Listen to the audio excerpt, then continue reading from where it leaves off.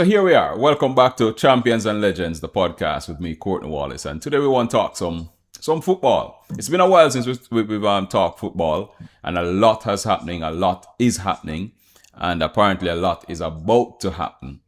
And today, again, our special guest is Andrew Collar Edwards, a man who actually needs no introduction. He's no stranger to the program, but of course, if you follow football, then this gentleman actually needs no introduction. So let's get into it. Collar, welcome.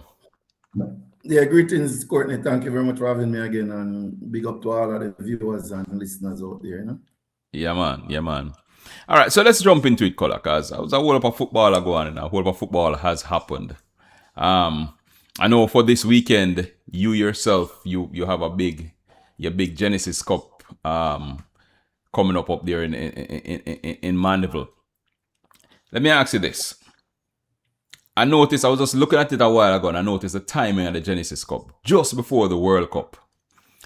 Is the upcoming World Cup, is there a vibe from the World Cup that's flowing into the Genesis Cup, or like the players feeling that kind of vibe that this is our World Cup? To be quite honest, I am not in a position to say yeah or nay to that at the very moment. Internally at Genesis, I would say not so much. I mean, the little bantering has started, the Brazil, Argentina, Spain, France, and so on. That kind of bantering already started. But in terms of the players looking to go into the Genesis Cup with a World Cup energy, so to speak, I would say that that's not quite there just yet. Typically, though, my experience in Jamaica is that it is usually after the World Cup that you have people calling themselves Neymar and Ronaldo and Makanaki and you know the names down the years from Cameroon through to Italy and Schilacci, and the names go on and on and on. So going into the World Cup, I'm not expecting too much in that regard. But I think once the World Cup come and goes, you're going to see a lot much more in that specific sense, Yeah. Well, you lead me right into two questions. The first is are you feeling the World Cup? Does it feel like there's a World Cup on the horizon? Does it feel like in past times when you had a World Cup, there was a heightened sense of expectation for the World Cup? Are you feeling it? I must confess that not quite so much this time around. There are a couple of reasons behind that. One of those reasons is the obvious disappointment in the fallout from the Reggae Boys not making the World Cup. Another one is the geopolitical influences happening around the World Cup or on the World Cup itself. It kind of leave a bad taste in my mouth personally, when you think about the fact that, and to be fair, some of these things are not yet verified, but all of that, which is surrounding particularly the Iranian team, is very unfortunate for me personally when it comes to sports, that these things are threatening the game, and the viability of the game. I think there's also an instance where the Asian team might be affected as it relates to visas and stuff like that. And we would have seen that in the past with CONCACAF run tournaments, so that for me is a bit of a disappointment. And then lastly, when I saw some of the ticket prices to get into the World Cup venues, it clearly states to me that the World Cup no longer belongs to the small man, put that in quotation marks. You have to have some measure of affluence to even consider being a part of the World Cup spectacle in terms of being at the venues and getting into the stadium. Hey, brethren, it is no small matter, no small feat. It's not a joke thing, If we wheel off $1,000 US, we go sit down and watch a football match. Yeah, clearly. I mean, I know nothing pretty, Collar. 1,000 US For Yeah, one match. Now imagine you I decide like to to boy, joke. well, you want to follow your team preliminary round. 3 games. You know how much people, that kind of money, how much people, some people have to work how much years to be able to save that, let alone to go make it expendable capital. Yeah, so maybe we in the wrong line of work, Probably, because for some possibly. people, yeah, because for some people that's just lunch money. Quite frankly, So, it just kind of intensify it just kind of intensify the whole context or concept of inequality, and but how then, unequally yoked the world really is. because now we see where there are several states, New Jersey, New York, California, have subpoenaed FIFA to explain the ticketing prices. But FIFA is saying, boy, the ticketing prices are commensurate with the demand. That is kind of strange. Well, maybe as I said before, Courtney, maybe we're just in the wrong line of work, so these things kind of seem far-fetched and out of reach. But clearly there's a big demand for it. Clearly the stadium are being filled up. I saw a video last week. A guy was explaining the cost for him to go to the Champions League finals in Budapest. And when he did the calculations, it worked out to, I think, £10,700 or Wow. £10,300 just to Wow. go and watch one game. So, Wow. and this is a guy who, because I follow him on social media, I know he basically follows his team around to just about any match that they play. So But I guess though, if you think of, let's use England then. If you think of prices to go watch your EPL teams, and most of those tickets are sold are season tickets. But England has a culture where there will always be this disposable capital to go watch football, because there's no way you can be there and just not go watch football. So people are gonna make it work. yeah, man, it's not people are just gonna make it work, It's the economics, the economy, True, true, true. So if we want to go deeper into it, and maybe not the opportune time for it, but you have to remember, countries like England would have garnered significant portions of their wealth from the satellite countries like Jamaica and other former colonies. And so their people can live lavishly while our people are not able to do so. They can afford, they can have all of this kind of disposable income, time off from work and all of these things, while you still literally have to work double and triple jobs to make it meet. Man, you're politically correct team on satellite countries, boy. Y'all pretty tough for them. No, I'm not really politically correct. It's just the terminology that we use from history, Yeah, me You just understand. Me you have the understand. Me understand. you have the I tend to metaphor. be Yeah, you have the a little metaphor. bit more brutal. I tend to be a little more brutal because, like you said, it affects us. I mean, it's not like we're talking about something happening oversaw. It's happening right where we are. It's happening to us. We're living it. But Yeah, man. speaking about that now, I go rally back point. You spoke about what it would cost to go to a World Cup match, but you also spoke of the disappointment that Jamaica is not there. I mean, I have two things upon that now. It might be a good thing Jamaica is not there now, because now you'd have to go fork out a whole of your Genesis money now for go watch Jamaica World Cup. Just maybe, And But me know if you decide to go watch a Jamaica match a World Cup, wife you are coming up. And the kids are come too. Right? you understand? All right. So Yeah. yeah, about 3 lifetimes of savings you have to go In put up a reality, draft. Yeah. yeah, in reality, still we only live in life once, and True. regardless of True. where you are on the spectrum, regardless of where you are on the spectrum, you have to experience some things in life, or you choose to experience some things in life, and True.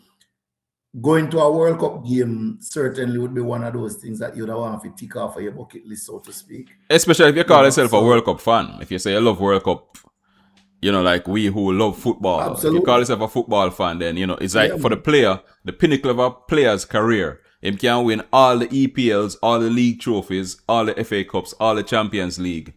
Just playing in the World Cup. Not even winning the World Cup. Just playing in the World Cup is like the Mhm. pinnacle of a career. That's correct. That's correct. That's correct. You know. Yeah. But you said that one of the disappointments for you surrounding the World Cup is that, of course, the Reggae Boys aren't there. Then, Brethren, that means you have not been feeling no vibe and disappointment now for almost 30 years. Hey, Courtney, you know, you see, patriotism and love for country it not really much different from loving your children and your wife, you know. Yeah, man. You know, True. so you know, True. it's literally the same thing. So, you know, you know you're going to be hurt or you're going to feel disappointment with in some instances, and you still stay with it. You know what I mean? Well, But go ahead. Go ahead. I don't want you to spend the whole of this conversation at all about Jamaica and World Cup, and we don't even get 2 cents in about Genesis Cup because we No, answer man. We one can't. We question can't and leave out. That you is just gone why. all That is why I mentioned earlier that I noticed the timing of the Genesis Cup was right before the World Cup, which was a smart move because of the fact that if you went any closer to the World Cup, then nobody probably wouldn't want to go Genesis Cup because everybody would be glued to a TV somewhere watching the World Cup. So no, man, we're going to talk Genesis Cup, man, without a doubt. Plus, I know you know I have Genesis Cup on the radio, so we cover Genesis Cup. But you know, Genesis as an academy dealing with the youth, we saw where again we have to go back to the disappointment of the Reggae Boys. Like you said, patriotism kind of forced us to talk about it. Yeah, this cycle was one of the cycles where it was almost like it was a given that we were supposed to be at the World Cup. It's almost like FIFA said, here, Jamaica, your time again. We found a way to botch it. Now we see we went to the Unity Cup and Coach Speed brought a youthful team. They won against India. Then they come up against Nigeria. I know, well, the senior players couldn't have been there because it was outside the FIFA window and all of that. But did you watch a Unity Cup? What did you make of this young aggregation that was put together? I'm not so sure what you mean by young, to be quite honest, because I don't recall any 15 or 16-year-old being in the squad, you know. Well, I mean, if you consider, I don't know, so you're saying an average age of 21 is not considered young? No, sir. No, Okay. man, a veteran them, man. Veteran them there now. You Okay. know, maybe young in terms of international experience and capping and all of that kind of stuff. But in terms of football development, a 21-year-old should be an established player. You know, that's my view, and that is a view formed based on what I am seeing in the world all over. You know, I was listening to something this morning. Excuse me, and the commenter said that Yamin Yamal at was it 18 or 19, already has more La Liga titles than Cristiano Ronaldo. And we talk about young, that are young. Mm-hmm. Get me, I say? Mm-hmm. Yeah. You know, so I don't know that we actually had a very young team. You know, I don't agree with that. But having said all of that, still, I only watched the game against India.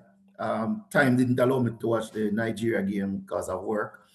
But what I saw against India left a lot to be desired, quite frankly. You know, um, and maybe we have to start revising our expectations when we watch a national team.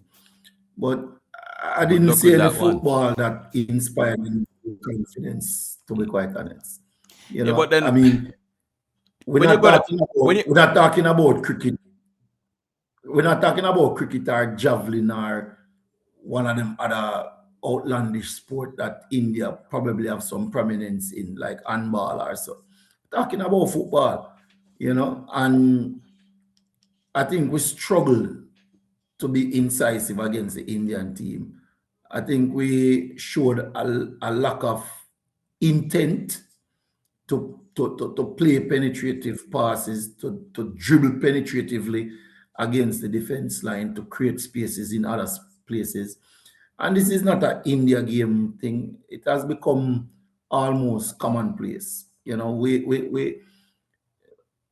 I don't think Jamaica is developing or scouting proper midfield players who can receive the ball on the half turn or who can play a give and go consistently and do it well. You know, or play the up back through play football that, you know, which is kind of very common and typical of elite football. We don't see midfielders making third man runs and blindside runs. Those are some simple things. So when you watch the game and you analyze the game, teams like the USA, Canada, Costa Rica, Panama, these are some of the basic football where them use and topple us all the times. You know, we're not even going at the Belgium and the Spain and the France and them countries yet. So for us to be playing a team like India and being unable to or unwilling to, it really doesn't inspire.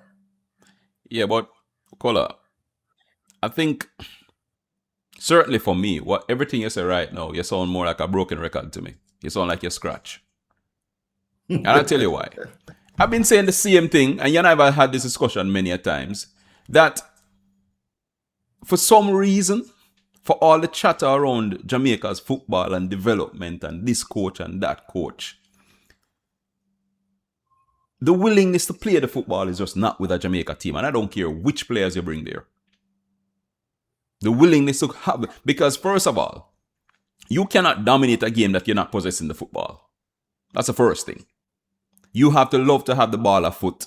You have to love to make passes, make plays, like with any other game. Yeah, you have to want to get into the game. We just have not developed that culture in our football from even before 98. 98, we showed a little bit, which I mean, there are certain things I didn't like out of 98, because I can tell you this much. The soak-up pressure thing from 98, I never liked it. Yeah? You don't invite pressure on yourself unless you have some clear tactics where you're going to play out of the pressure. We've not seen it, and that has not helped us well, because now we can still see where that soak-up pressure has become a part of our culture. So you're soaking up pressure, which means you don't have the ball. How then can you become a good footballing team, a good footballing nation? So football, like any other sport, any other confrontational sport, that is combative sport, where it's one against another, it have to have dynamic tactics. You can't approach every game the same way, right? So when we play superior teams, which would be the majority of teams we play, we can't go helter-skelter against those teams, at least not at our current state. And when I say current state, I'm going to include the past 20, 30 years as well, right? We don't have it. But, and I say a big but, if you would recall, you know, back in 2010, we played probably the best game I've ever seen Jamaica play against Chile I think it was in Argentina at the Copa America. And the Copa. Yeah, where we defeated them 2-1, I think it was. And that was a Chile team with a golden generation, including Alexis Sanchez, Arturo Vidal, et al. Because I remember the talk before that game was that they're going to walk through us. All right, and that team was at their peak, and we played some sumptuous football in that game. Sumptuous. All right, so there has been those flashes in the pond thing. What we have lacked is consistency, and we lack the consistency because, in my opinion, there's no clear identity to which we are trying to evolve.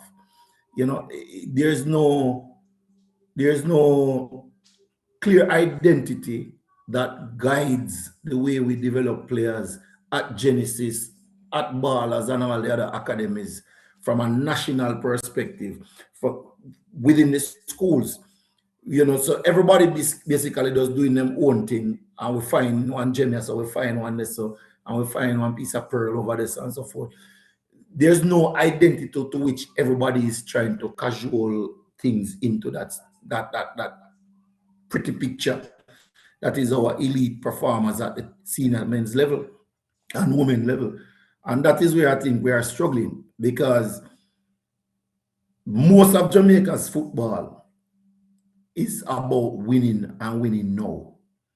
So you're not going to see two high school under 14 teams playing the football and you can sit down and watch and say, yeah man, a team that lose, but we can see a clear identity of what them are trying to do. You know, you're not going to watch two academy teams necessarily and see the same thing and say, wow, yeah man, I watch them youth at 4 years, I watch them youth at 2-3 years and the same kind of identity me I see. No, you're not going to see that. You know, and that is where I think we are lacking. So we don't have no, you know, no clear picture as to what we really want to do. And it kind of easy to stay as and talk, you know, because if I was probably a critic listening to myself, then I could ask the question, what are you doing? You know? And I would answer the question no to that critic that, you know, it's not a lack of not trying or not wanting to do. However, sometimes when you are an oasis in a desert, you know, it is rare that anybody comes to that oasis. Yeah. You know, But and so go ahead, Courtney. yeah, I want to ask you a question though. Um, two-part question. Is Jamaica, does Jamaica have the ability to put together, to participate in team sports? I mean, true team sport, of which football is probably the most prominent team sport, where no one player, unless you name Ronaldo or Messi, and even them, you still need to have people around you. And I say that to say, I'm thinking of a Bunny Shaw, right?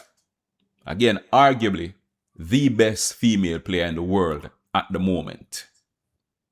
Hot like fire, and she's not hot for a season or 2 seasons. She's consistently hot, always making something happen. But we produce, like you said, gems like a Bunny Shaw, and one come up and there's one Bunny Shaw, and you now have to try to put people around Bunny Shaw to play around Bunny Shaw. But if you think of like track and field, when you produce these gems in one person, you found a world beater. That one person alone can beat the world.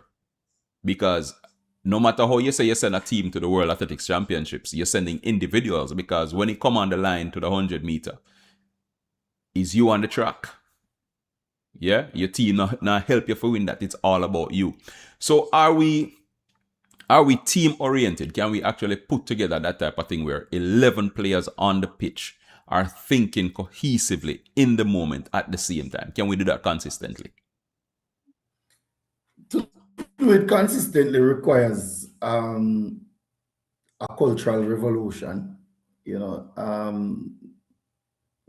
I don't across the full spectrum of society here in Jamaica. In my experiences, sustainability is not a concept that we endear ourselves to. So you'll see a lot of businesses thrive, and after the founder passes away or move on to something else, the business go under. You see a school rise up, and when the principal is no longer the principal, the school fall back, and so forth, so forth, so forth. So we don't actually treat those things. And a part of the reason for that is that because we don't ascribe ourselves to policies and procedures, we more ascribe ourselves to feel good. You know, so me like Courtney, him get through. Me don't like Courtney, him get where the goose get. You know, You said the I goose have or the a good duck. feeling about that world.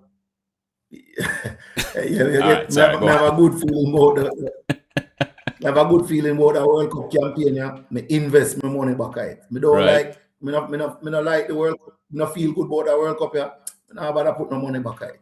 So that I think is one of the first cultural shifts we will have to make. And quite frankly, I don't think it is beyond us, you know, because we have demonstrated in maybe not sustainably, but we have demonstrated that we have the capacity to do it. Yeah. Um, if you look at the Jamaica Labour Party, for example, in my younger years, they struggled to compete against the People's National Party. Now the tables have turned, and they are doing it now where the JLP is in leadership because they have been able to coalesce themselves around a leader. Yeah. We have seen it when we qualified for the World Cup. We have seen it in netball, and we have seen it in many other spheres of life. So the capacity to do it is there. What might not be there is the will to do it and do it consistently. Yeah, and the last thing I'll say on this, Quenny, is that when we think about football and sports in general, the majority of times the focus is on the athletes in the arena. However, the athletes in the arena are just the performers that you see on stage. For those performances or performers to be optimized or to reach optimal levels, you require it. It is required to have the directors and the executive producers who are not on the stage. The Supporting musical, staff. the support staff. You Yeah. understand, the team behind the team. Yeah. And I think that is one of the biggest challenge we have right Right. now, where the team behind the team is not as effective as it ought to be in order for the team in the Well, arena if I mean, the to be fact is we're a effective. country that is quote unquote starstruck, like you said. We look at the individuals, we'll go watch a player. We're not worried about the next player who is coming after this player. We just want to go watch this player. No. And I'm gonna segue that to something that you said about that continuity plan and that overall planning, where it is said that money makes the meal go round. I did an interview with you yesterday where you were saying, like, for the Genesis Cup coming up, for all the good work you're doing, you still can't find a major sponsor. Because maybe, and I'm just going to put this out there, maybe Genesis is not the hot club. Genesis might not have a exciting young player. Or, like you said, the example, Cullen might not be the most endearing, the most liked coach at the or something like that.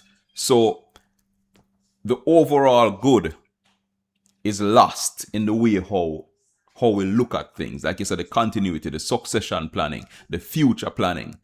Being able to look at a academy like Genesis and say, boy, these people are working on them up X amount of players. We must can pull through. So here, we're going to put some money behind it. And not only that, let's say you don't get a star player for the next 10 years. But what impact would you have had on all the players, everybody who would have passed through the Genesis Academy? So it's like you're right. It's way beyond what happens on the field. But we are a country that we love the entertainment value. Courtney, there's a lot to unpack in that question, right? Well, let me just start by saying that Genesis Cup started in 2017 as a follow-up to the launch of Genesis in 2016 to provide opportunities in rural Jamaica, particularly central Jamaica, that never existed before. Since Genesis was launched in 2016 and since Genesis Cup, we have been a part of the journey for a number of national youth representatives, including former under-17 captain Tyre Dixon. He played in the Genesis Cup, I think it was 2017 or 20, no, what we talk about 2022. He played in Genesis Cup for Mount Pleasant Academy. Whisper played at Genesis Cup, right? We have a number of female national players. Some of them are Genesis girls, some of them from when your academy name again, name escape me for the minute, but from that academy, from Excelsior, yeah. So the impact of Genesis is not just on the players who are registered within the academy. but the opportunity that we are providing and facilitating. Now, regardless of what people might think about Andrew Edwards, and I know through experience that you have people for and people against, and that's normal and natural. That's life. The bigger picture for me, though, is yeah, man. The bigger picture, though, is I think we suffered significantly from our location in rural Jamaica. Because you find that the majority of corporate Jamaica, for them, anything outside of Kingston is a headache. It's too much, right? That being said, Genesis is not here 10 years since our formation without the support of some corporate partners. So we care pediatrics, cutie skincare, Morris Fish and Jerk Hut, S&G Road Surfacing, Gateway Pharmacy, all businesses within Mandeville who have been around us, most of them since inception. And while their input might not be very big, their consistency is extremely appreciated, greatly appreciated, and cannot be overstated how much we appreciate it. We have also had in the past support from Pediasure brand through Caramed. We have also had support from Lasco. We did a all-female tournament a couple of years ago, and through their Curve sanitary napkin brand, they supported that project. So we have had some support. The problem is that we are not able to get that support consistently and in a manner that allows us to expand the impact, and sustain it in the way that we would love to, But on a personal level, I acknowledge that Rome was never built in a day, and when I started Genesis on the 9th of January 2016, I was told in no uncertain manner that it would not last, that it would not be sustained. We have passed 10 years and now going into our 11th year, and we are still here. And it's painful, to be honest. At times, it's very hard, it's very challenging, but I'm not yet at a place where I'm ready to throw in the towel. I still have enough fight left in me to keep going. And with the support that I am getting from some of my parents and the partners that I mentioned before, and there are some donors in the background who don't like to be mentioned publicly that continue to put a little 2 cents and a little 2 cents and a little 2 cents to make sure we are able to Every mickle make a muckle. Every mickle make a muckle. So at no point in time would I want to come across as though there is no support. What I would really want to see is us being able to have consistent support at a level that actually makes the work that we are doing less burdensome and more impactful. Yeah. You made a point, and it has been one of my sore thumbs for the longest time, because as far as I know, I'm Jamaican. Yeah. When a national team represents Jamaica, it's a Jamaican team. It's not a Kingston team. It's not a country team. You know what I mean? And I it still befuddles me that kind of backward thinking still exists when you say that you are a Kingston-based company or everything should happen in Kingston when you actually do business outside the island. Because any well-thinking company, if the island is 2-3 million people, then why would you want to sell to the 1.5 million or just the million that live in Kingston? So it makes absolutely no sense. It hasn't made sense to me, and it still makes no sense. But when you speak of some of the cultural shifts that needs to be made, then that might just be one of them. Because even with that thinking, you look at what happens in the urban area, still a lot to be desired. Even from an administrative perspective. And I mean, I could name some of them right now. Yeah, 100%. I would love to live long enough to see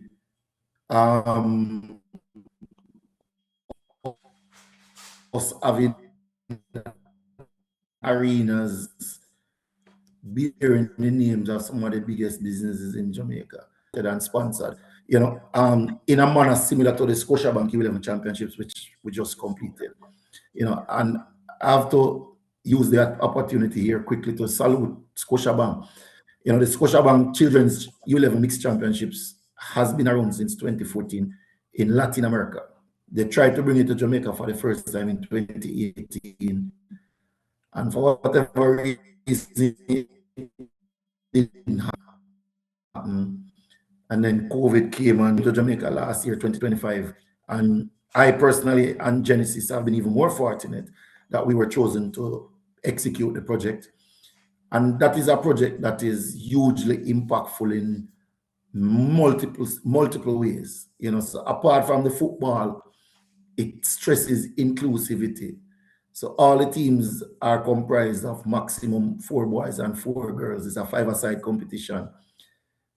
Every player must play every game that the team plays. Wow. At all times, 2 girls must be on the field. So you can't have 4 boys on the field and 1 girl. You must have at least 2. And this year we had one team out of Montego Bay, Ozana Preparatory, that played at least 1 game with all 4 girls on the field at once. That is highly commendable. Nice. The tournament also as a component that speaks to financial literacy. Again, there is a newly developed game called League of Life. It's played on 2 boards simultaneously. On one board, the players are playing football. So they roll a dice and move the pieces around, just like Ludi or Monopoly. And based on where they land, they get corners, penalties, red cards, yellow cards, fouls, etc. Just like a normal football game. And then, of course, the opponent have the opportunity to save or allow the goal to score. You name it. Very interesting. But on the other board, the kids are playing, are learning the concepts about life. So you're earning a salary from the football, and now you have to spend that money. You have to pay rent, you have to buy food, you have to invest, you have to save, you have to plan for your dream, whatever you call it, like a dream house, a dream car, a dream vacation, whatever the proper term is for that.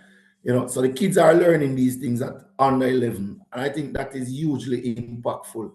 And I partner with an organization called YCATS Mobile Learning Institute, which essentially is a program that seeks to marry sports with literacy training. And it befuddles me how difficult it has been for Ms. Robinson to garner support for a project like that when we are in a society that there's a real need for an upward trajectory in terms of the literacy growth in the country.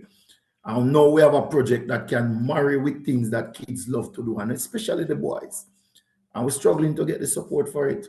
No. So I'm saying this to say though, Courtney, that with the Scotiabank U11 tournament being staged for the past 2 years, and for all intents and purposes will be around next year and the foreseeable future, that is something that I hope will inspire other corporate companies to execute their own version, whether it be football, netball, cricket, or any other sport.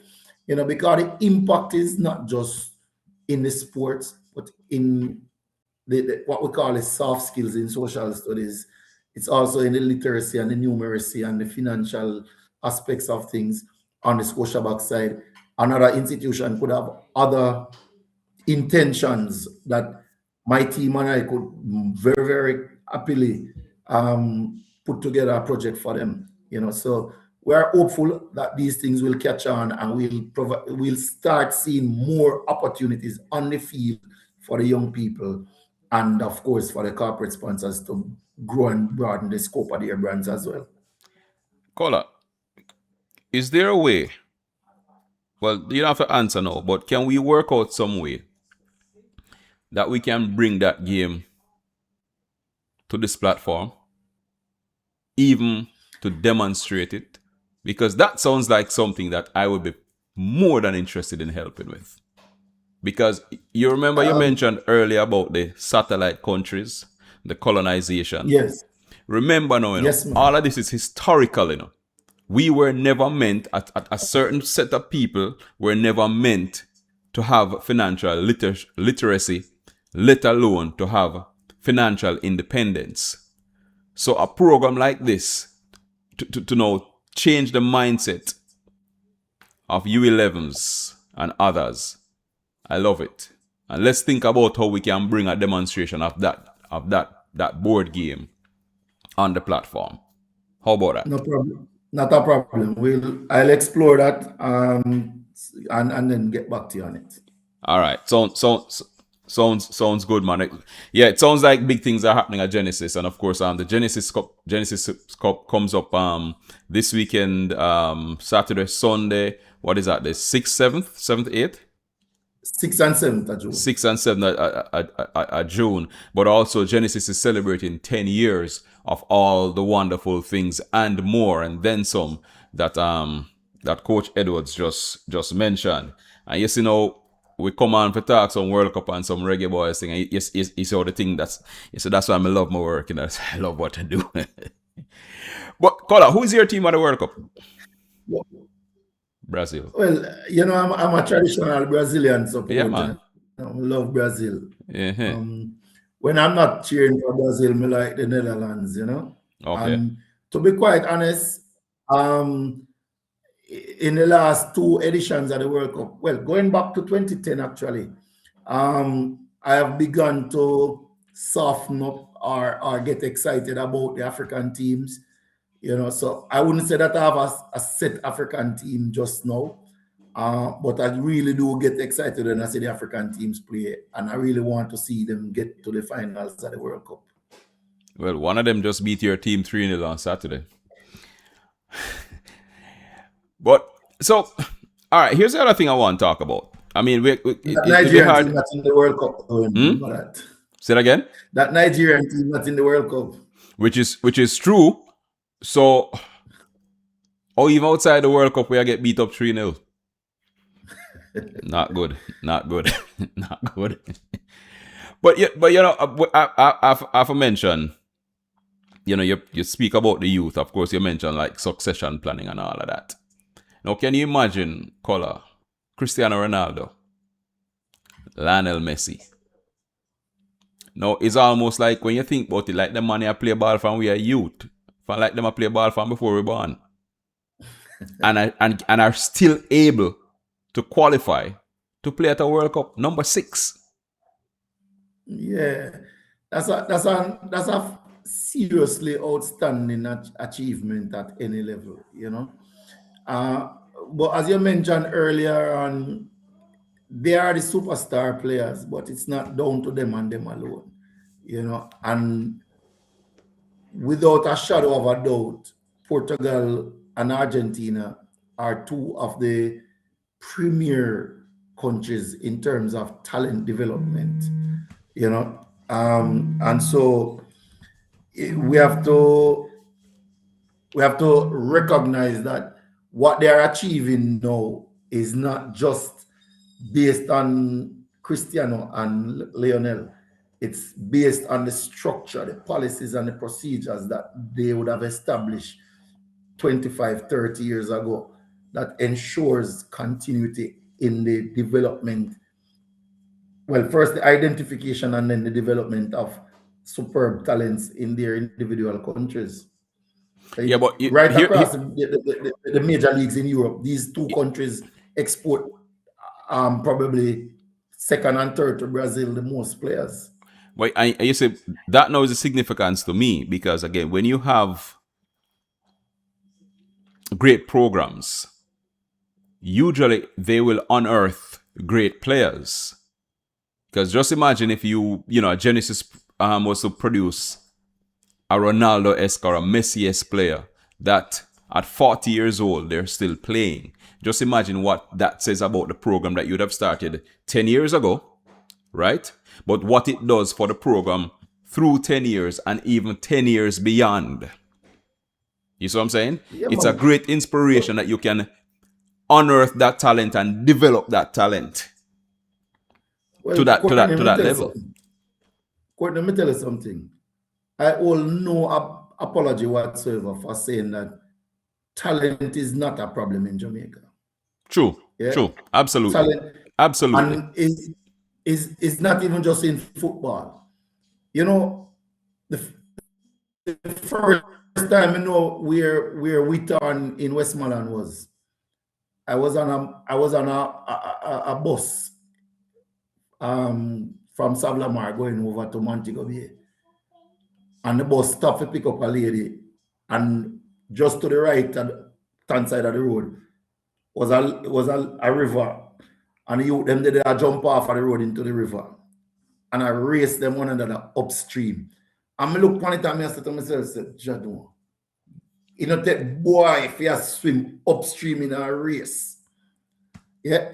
But the truth is, them youth there, for the most part, I don't think any of them youth there would have actually gotten the opportunity to even be considered as a representative for Jamaica. Well, all right. Can I extend your You story? understand? Let alone, hold on, little man, please. Yeah, let alone even becoming a medalist for Jamaica.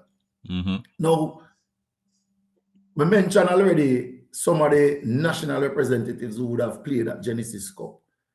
And I'm sure if you had people like Gregory Jones and Andre Vertue and the other people who run tournaments around the country, they would have many stories to tell too. But you see that Scotiabank U11 tournament that I've done the past 2 years, I kid you not, we have some serious talent. Not just in players, but also in coaches. It takes 1 year for the coach and figure it out that if you have a female that keep goal for you, your chance of winning the competition is better because then you have 3 boys on the field than if you have 1 boy a keep and 2 girls and 2 boys on the field. See? But then I saw some female goalkeepers in the tournament. There are 2 that really stood out for me. One from New Green Primary here in Mandeville, Manchester, and another little girl from John Rollins Success Primary down in Montego Bay. Those 2 young ladies were just asked to do a job. They don't know nothing about football. They don't know nothing about goalkeeping. And I sit and watch, especially the little one from John Rollins Success. And she has some natural things where goalkeepers body moving in line with the ball. Yeah. Shoulders square to the ball, knees, hands ready. I mean, I say, me no because I talk to the coach. She don't have no coaching, but none of them something. That was natural talent, brother. Natural talent. You understand? Right. Hear me. We see a little youth from Duansville Primary the other day. The man has scored goal like a joke business. Well, Left hear foot, me. right foot, heading. Years ago, me and some of my brethren have a discussion. You remember when Alia Atkinson was one of the top swimmers in the world? Yeah. Right. And we used to have some discussions about swimming. And I said, you know, swimming is... Why is swimming non-traditional in Jamaica? We're surrounded by water and we have a whole of water on the interior. And a man said, it's a class thing. We say, what do you mean? The man said, simple. You ever go down on the waterfront at Kingston, downtown Kingston, and see some little baby 2-3 flick before them hit the water. And you talk about talent. It's simple. You go down on the waterfront and you just get up some of them youth and say, yo, come. Put them in a program. Yeah? And help. It's like a no-brainer. But again, you go back to the whole thing we just said again. This being a satellite country and the colonizers, there's a certain set of people who were never, because if you look at the people who have come through in swimming, who are these people? They're certainly not the little youth them down on the waterfront or the little youth them down a Witarn. And I'm sure them little youth there will swim some of them national swimmers here under the water. Easily. You see what I say? Hey, So, but I have a program on here. You can watch when you get a chance with Dwayne Extal, former athlete. And he put it quite eloquently. We are not poor for anything. We're just poorly governed in everything. It's that as simple as that. sounds about right. Yeah, it's as simple as that. But and hey, I'm gonna talk about governance quickly before we run. We can stay a whole day. You notice for the World Cup, a raft of rule changes have come in. And it would seem that one of the rules I noticed, people are saying, boy, this one was aimed at Arsenal, who won the EPL. So I guess a Netflix series finally dropped. Yeah. And it was this thing where, the tactics, the corner tactics, where Arsenal won a lot of games and scored a lot of goals based on the corners. And now we see where FIFA is saying, the IFAB is saying that for the World Cup, VAR will get involved on fouls before the corner kick is taken, before VAR, limited role. What do you think about some of the rules? Have you seen most of these rules, and what do you think about them? I'm not sure if I've seen most, but I've seen quite a few of them.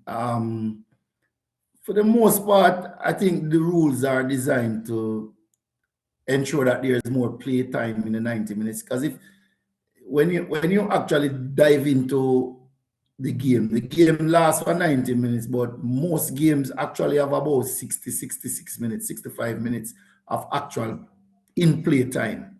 So the rest of the time, the ball out of play or nothing really happen. And they want to increase that amount of time.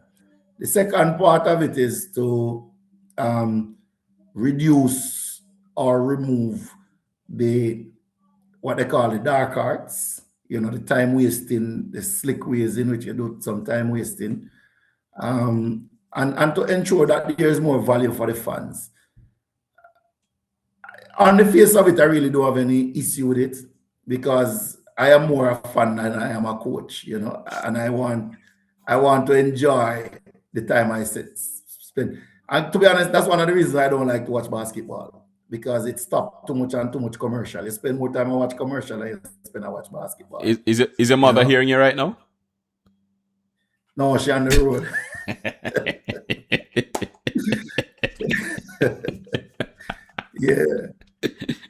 Yeah. Or your brother for that matter. Or your brother for that matter.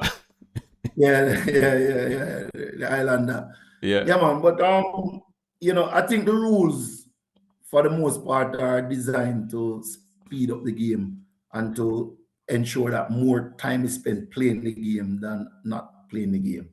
And the beautiful thing about football is that it is always evolving. Yeah. To the extent that Arsenal contributed to these rule change, is a credit to Arsenal. If you're not winning, nobody recognizes it. Nobody does anything to stop you. It's when you're winning that people find it necessary to either adapt what you are doing or figure out a way to stop you from doing what you are doing. So big up the one Arsenal, big up the Gunners. 22 years in the wilderness. Finally, we come ashore. Our time to sit on top of the throne, and we are going to try to stay there for a minute. Well, me now big up the Gunners, but congrats Arsenal for winning. But I'm gonna say this though, because I noticed you said that the rules are to increase playing time, not to keep the playing field level. But I will say this, that I think it's credit to anybody who can sit down and work out a game and realize, I can get away with this because it's not in the rules, and you can use it to win the game. That to me is a thinking person. And that's what it's about. Absolutely. And in anything, any endeavor life that you are in, you have to always be thinking like that. Absolutely. Where can I gain an advantage without breaking the rule? There you go. Stay That's within all there the is to it. rules and earn myself. Yeah. So you think they have the ability to put together a stretch? I mean, Man City is going to be weak without Pep. We know that much. Chelsea, Here, neither here nor there. Liverpool, we don't know what's going to happen to them. Man U look like they could mount a challenge. So you think it's Arsenal's time to reign? The stars seem to align that way, you know. But you have to always remember that the football is played on the field, and you know. But I think when you look at the ending of the Pep era, Liverpool in some amount of disarray, Chelsea have no identity whatsoever. I think the best challenge will come from Manchester United. But you know, that was spoken of like a true Arsenal fan. An arrogant Manchester City fan would say, yes, it's our time now. An arrogant Man U fan, like yours truly, will say, our time now. But the Arsenal fans say, yeah, it looked like the stars are lined up. I guess 22 years in the wilderness, me understand. It's all right. I understand. So remember, you're going 14 now, yes, sir? Yeah, but also remember, one, you remember, I've had my run. So, you know, Yeah, we man. understand how we go. We had But our peak. Now so we're did going to our I. valley. So, you know, that's how I go. That's why I'm So asking too you, do did you think I. this now is So your too did peak? I. Hmm? No, I'm not sure about the peak yet. Because I'm not win a Champions League yet. I'm not win a double yet. I'm not win a treble yet. So can't say we reach Mount Zion until we do them thing there, you know. Well, Bridge, We and you still had the a champion, climb. and you had the Champions League and make it get away. That you said that is a problem. Yeah, well, That is a problem. to be quite honest, Courtney, I don't think we played to win. I think we were when I say I don't think we play with the intention to win the game, meaning force the issue, right? I think we got our noses in front and we were relying on holding on. I think we almost did it. Well, not think. It was clear that we almost did it. Yeah. On another day, I think we would have also gotten a penalty in the game because I think that was a clear and obvious foul. Nuno Mendes on is it Noni Madueke? Yeah. And what was strange is the referee's refusal to go and look at the video. You know, that's why Declan Rice get the yellow card because he was saying, yeah, and he must say, no, I'm not look at no video. You understand? So it's just one of those things. I have to accept that and just move on. We'll fight again. Our time will come. I think that if you had not won the Premier League, you'd have won the Champions League. Because, and I'm saying this to say Well, that if you think about the drought and how close you've come in the years, now that it has come, it would have been. I mean, they did a good job, but it would always have been hard to get everybody to focus on this championship now so soon.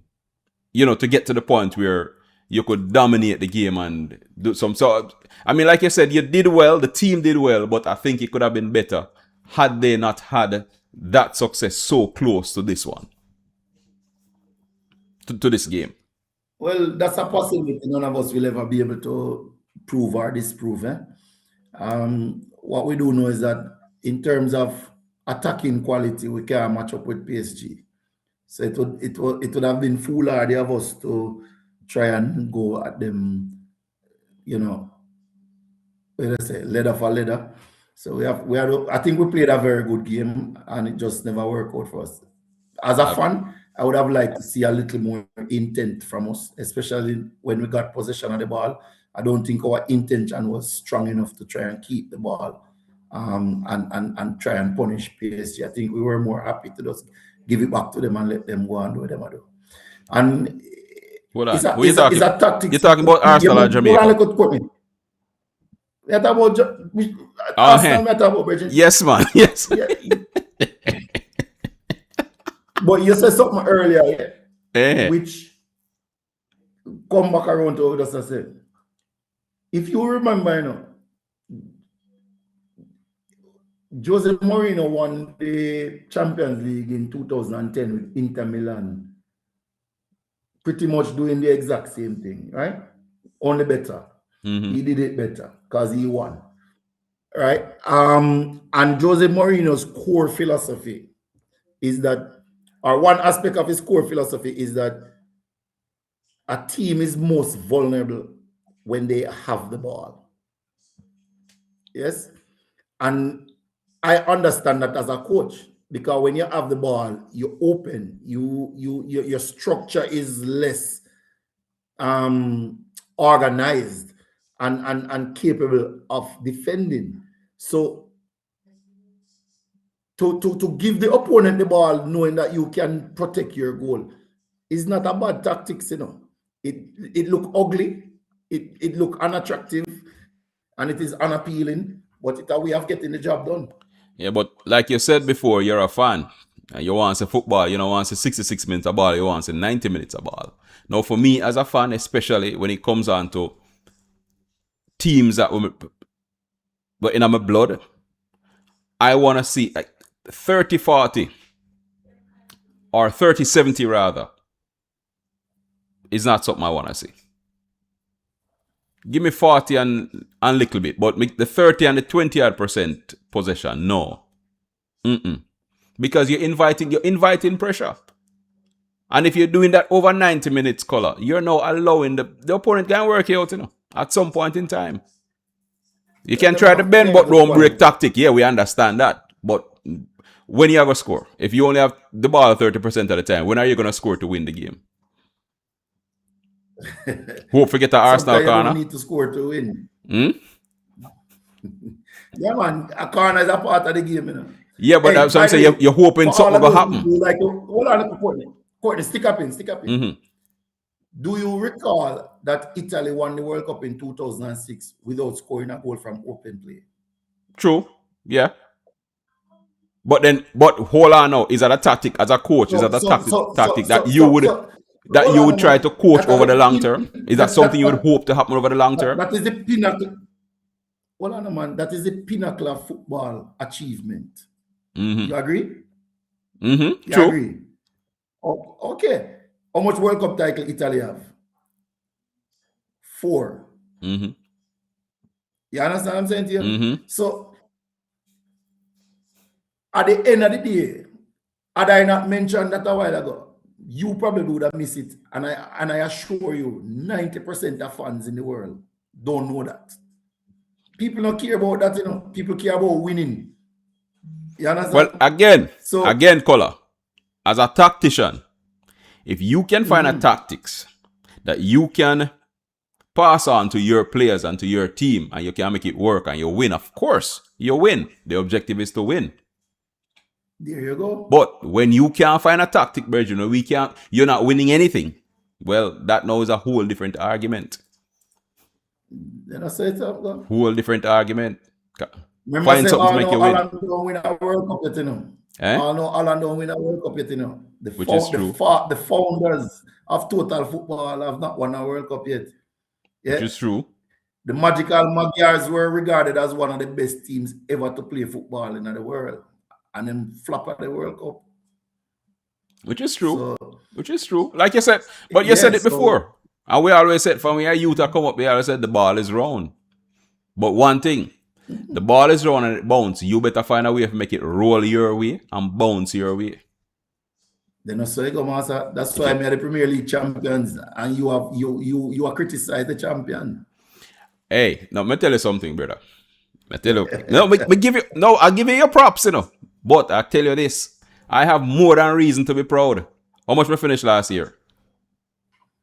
No, man, that's all right. I remember the days when Arsenal used to finish 4th, you know, and we used to be the laughing stock of the country for finishing 4th. I am so happy to see Manchester United fans now being proud to qualify for Europe. Well, yeah, but what do you expect? But what do you expect as a fan? What do you expect? Weren't you proud of Arsenal finishing proud when you were finishing proud? When you were finishing 4th? When you were Netflix, when you were the ultimate Netflix series, weren't you proud of your team? Man, I understand you. Were you not proud of your team? If my team fell from grace to 15, 15, Bridget. We're good. I remember, I know. In a lot of these years, you see, people try not to remember these things. Sneak a one trophy here or there, make a one final here and there. Nobody not talk about it, but it's all right. It's cool. It's cool. Like me say, the season done now. Next one soon start. How much months before it start again? Yes. All right. Just 6 weeks, man. All right. No, more 8 weeks. All right. So you have a Netflix subscription? For Manchester United. No. Oh, so we are the Netflix team now. Oh. Well, you bring up next season, you know. Eh? You know. Are you bring up next season? Then this Right season, now, but this season gone. This season gone, you know. Yeah, man. We can't look forward to the season we're gone. I understand. I understand. I do understand. Hey, that's I how you do go. understand. Remember, you know, you take up on me put down. So me understand what you go through. What a wicked brother, man. 22 years, brethren. 22 years. No. Me not blame you still. Me not blame you. Me not blame you. Me not blame you. Take it. No, Me not blame you. Me not blame you. Listen, remember, you know, you went 26 years and 28 years without winning a title, you know. So remember that your team also have been relegated not once but twice from the league, you know. So don't. When was that again? When was that again? Things like 22. When was that again? Huh? When was that again? No, man, you're a student. You're a student of your craft, man. Do the research. No, when was that? When was that? I think you were relegated in what, 1976, the last time you were relegated? I think it's right. 76. And we are how old again? Like seriously? But you know, bro, brethren, what's the point you're trying to make? We talk about like some eras. Bro, it wasn't even a Premier League era. Like, those are the days when you could afford to get relegated because there was nothing in it. Why you count 22 titles? Why you count 20 titles? Huh? Why you count 20 titles if you only are focused on Premier League era? Come again. Why Come you again. Counting 20 titles? Why are you counting 20 titles if you are only focusing on the Premier League era? Then, but you can't listen. Moving the goalpost. Listen, you can't keep moving the goalpost to find an escape. No, but listen. I cannot focus on the pre Premier League era, brethren. My footballing days supporting Manchester started in what 1987 thereabout, you know, right before the Premier League era. So what go on before? So what you talk about? So nothing that went before that matters. It couldn't matter to me. It's almost like, here's the thing now. Think of the youth. No, think of a 17-year-old right now in Jamaica, right? No, think of a 14-year-old at Genesis Academy. And them sit down and them watch qualifying and I watch Jamaica play. And all of a sudden Jamaica fail for qualifying. The only thing they can hear about, boy, I know Jamaica they qualify in 1998. It don't mean nothing to him. It never brought any excitement to him. There was nothing for him to learn from that. He might have to go study history now, to go sit that and watch back some old tapes. So we can only speak about the era in which we live, brethren. I hear you. Earlier we were talking about metropoles and satellite countries. We live in them era there. Eh? No, that's a whole different ball game. No. A different game you're going to play now, brethren. A different game.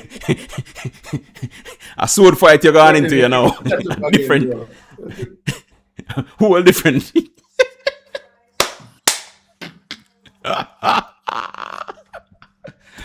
Caller. Brethren, we have to do this more often, man. No worries, we can. Especially in the summer months, we have some flexibility with the time. So yeah, man, let's do it more. Once the tournament pass this weekend. Yeah. Once the tournament come and go this weekend, we'll be a little bit more amenable with our time, you know. All right. And of course, you know, we're wishing you all the best and whatever support we can give for the tournament this weekend. You know, you don't have to ask. Like I say, already have it on the radio running, and we'll be running a couple more times before the week is out. So, you know, prayerfully, whatever can come of that will come of it, and that you will have a hugely successful tournament. Well, thank you very much. Really appreciate that. And just know the fact that we are able to do it is a success in itself. Yeah, everything else after that is bonus. Respect. Nice. Well, since you can't use the World Cup because the excitement is after, try the Arsenal thing and see how it works. It might. We don't know. No. too much of the youth them not like Arsenal. Uh-oh. So, Yeah, yeah, they not like yeah. them coach team? Maybe me have to try PSG. Maybe me try PSG. Me might have more success. Brethren, like you said, do what you must. Do what you have to. Yeah, All man. Love right, and Kola. respect. We talk, man. Blessings. Respect. Blessings. All right.